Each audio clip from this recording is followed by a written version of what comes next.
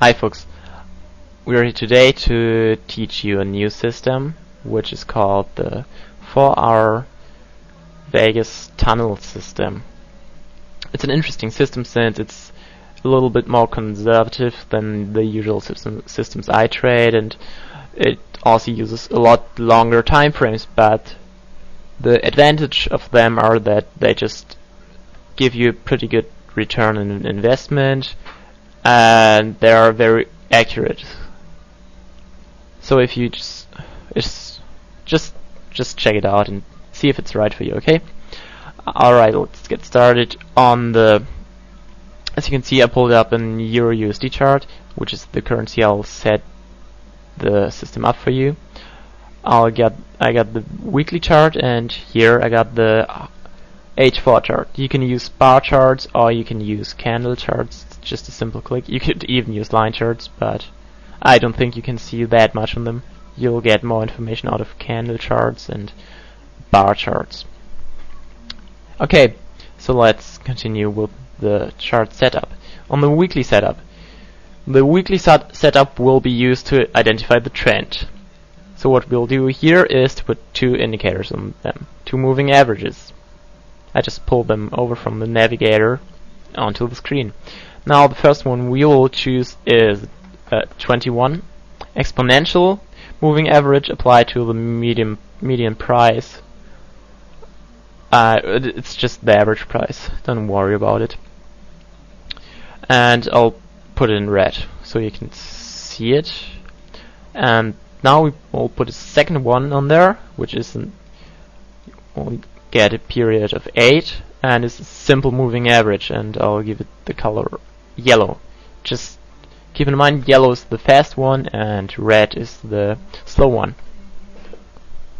Now you can see here that what we will use for the trend identification on the Euro USD weekly chart is if the distance between the two moving averages is increasing, like here you can see it's clearly increasing. The slope of the yellow one is higher than the slope of the red one, or that that's an uptrend, or if it's decreasing, I would call it a downtrend. Now you can see that in the example here. You can see it actually got a negative slope, and this one is about 0. Now some people like to wait till the yellow, the fast moving average, crosses the red moving average and continues to move down till they'll really call it a downtrend, but I like to call this also a downtrend, so you will get a little bit of more out of the system. Okay, let's continue to the 4-hour chart and put some indicators on there. We'll also use the 8-period simple moving average, and we'll again color it yellow since it's the fast one.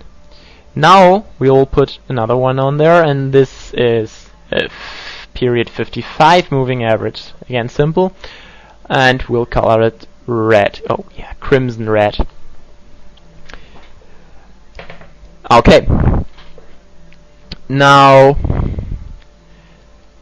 we will use the 55 period moving average to determine if our setups are high probability or lower probability. Don't get me wrong, both setups are fine, but as I said, you should be a little bit more careful on the lower probability trades. I'll actually show you some setups. Now, what you will enter, you saw how the trend identification went. Now let's assume you figured out that in this time period that there's an uptrend. What we'll do is to watch out for the 8 for this moving average. Actually, we'll watch here, okay? We will watch here for this moving average to change its slope from, as you can see here, it's negative to positive. As you can see here, it clearly goes up, so it's positive. If the slope change happens beneath the the 55 period moving average in an uptrend. This is a primary signal, a high probability. If this change happens like here, above the 55 period here, you can see it, then this is a secondary signal. As you can see, this isn't as good. It will only give us about a break-even trade, where this one would have given us a lot of pips. Now, actually this would have given us about, yeah, like 100.